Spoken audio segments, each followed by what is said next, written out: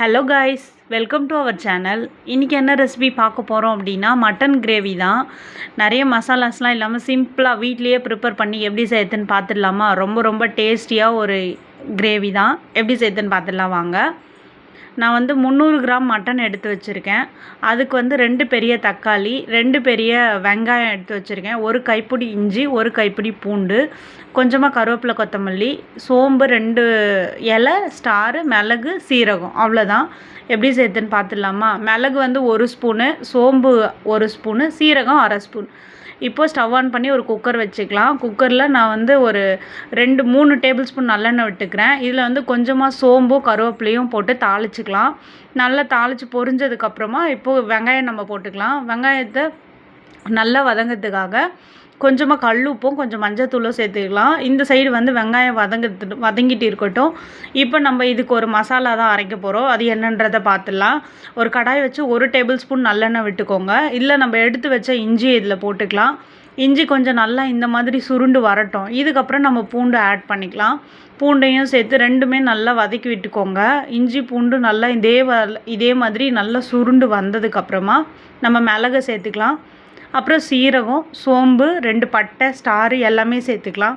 சேர்த்துட்டு எல்லாம் நல்லா கிளறி விட்டுக்கோங்க. இது எந்த அளவுக்கு நல்லா பொரிஞ்சு நல்லா வதங்கி உங்களுக்கு ஒரு அரோமா நல்லா வரும், அதுக்கப்புறம் தான் இது வந்து நம்மளுக்கு முடிஞ்சது. இதில் வந்து நம்ம கொத்தமல்லியும் கருவேப்பிலையும் நான் சேர்த்துக்கிறேன்.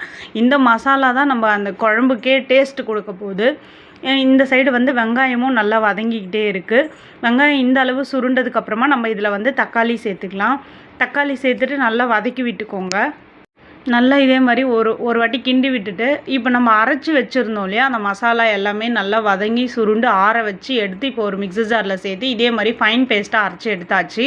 வெங்காயம் தக்காளி ரெண்டுமே நல்லா வதங்கிடுச்சு. இப்போ நம்ம அரைச்சி வச்ச அந்த மசாலாவை வந்து இதில் சேர்த்துக்கலாம். இதை சேர்த்துட்டு நல்லா கிண்டி விட்டுருங்க. இதுதான் நம்ம மட்டன் குழம்புக்கு இஞ்சி பூண்டு அந்த இது எல்லாமே இதிலே இருக்கிறதுனால நம்ம மட்டன் குழம்புக்கு ரொம்ப ரொம்ப டேஸ்ட்டான ஒரு மசாலா இது. கண்டிப்பாக நீங்கள் ஒரு வாட்டி ட்ரை பண்ணிவிட்டு எப்படி இருந்துச்சு அப்படின்றத சொல்லுங்கள். மசாலா நல்லா வதங்கினதுக்கப்புறமா நம்ம எடுத்து வச்சோம் இல்லையா, அந்த மட்டன் இதில் ஆட் பண்ணிக்கலாம். ஆட் பண்ணிவிட்டு இதே மாதிரி நல்லா கிண்டி விட்டுக்கோங்க. கிண்டிட்டு இந்த இதில் வந்து காரம் போட்டுக்கலாம். நம்ம வீட்டில் யூஸ் பண்ணுற குழம்பு மிளகாத்தூள் தான் நான் இதில் சேர்க்குறேன். ஆல்ரெடி நம்ம அதில் பெப்பர் போட்டிருக்கோம் இல்லையா, அதுக்காக இதில் வந்து நான் 2.5 ஸ்பூன் நான் சேர்த்துக்கிறேன். சேர்த்துட்டு மிக்ஸி ஜாரை கழுவி அந்த மசாலா அரைச்சோம் இல்லையா, அந்த தண்ணி தான் நான் இதில் ஊற்றிக்கிறேன். ஊற்றிட்டு இதே மாதிரி நல்லா கிண்டி விட்டுட்டு இது மாதிரி திருப்பி மூடிடுங்க. மூடிட்டு ஒரு 10 மினிட்ஸ் நல்லா கொதித்து வரட்டும். எண்ணெய் பிரிஞ்சு இதே மாதிரி நல்லா வந்துடும். வந்ததுக்கப்புறமா தேவையான அளவு நம்ம குழம்புக்கு தேவையான அளவு தண்ணி சேர்த்துக்கலாம். கிரேவின்றதுனால நான் கொஞ்சமாக தான் சேர்த்துருக்கேன். சேர்த்துட்டு உப்பு காரம் எல்லாமே கரெக்டாக இருக்கா அப்படின்றத இந்த ஸ்டேஜில் பார்த்துக்கோங்க. நல்லா கொதிக்கட்டும்னு சொல்லிவிட்டு இதே மாதிரி ஒரு குக்கர் லிட்டு போட்டு நல்லா ஒரு 7-8 விசில் வந்துவிட்டோம். வந்ததுக்கப்புறம் மட்டன் நல்லா வெந்துடும். அவ்வளோதான், நம்ம 7-8 விசில் வந்து விட்டு எடுத்தாச்சு. மட்டன் நல்லா வெந்து நல்லா எண்ணெய் பிரிஞ்சு சூப்பராக குக் ஆகிருக்கு கிரேவி. இப்போ கொஞ்சமாக கொத்தமல்லியும் கருவேப்பிலையும் மேலே போட்டுக்கலாம். போட்டுட்டு ஒரு வாட்டி கிண்டி விட்டுக்கோங்க. ரொம்ப ரொம்ப டேஸ்ட்டாக இருக்கும். கண்டிப்பாக ஒரு வாட்டி ட்ரை பண்ணிவிட்டு எப்படி இருந்தது அப்படின்றத சொல்லுங்கள். இது வந்து சப்பாத்தி, தோசை, இட்லி, பூரி எல்லாத்துக்குமே ரொம்ப நல்லாயிருக்கும் காம்பினேஷன். நான் வந்து இன்றைக்கி இட்லியோட தான் சர்வ் பண்ணேன்.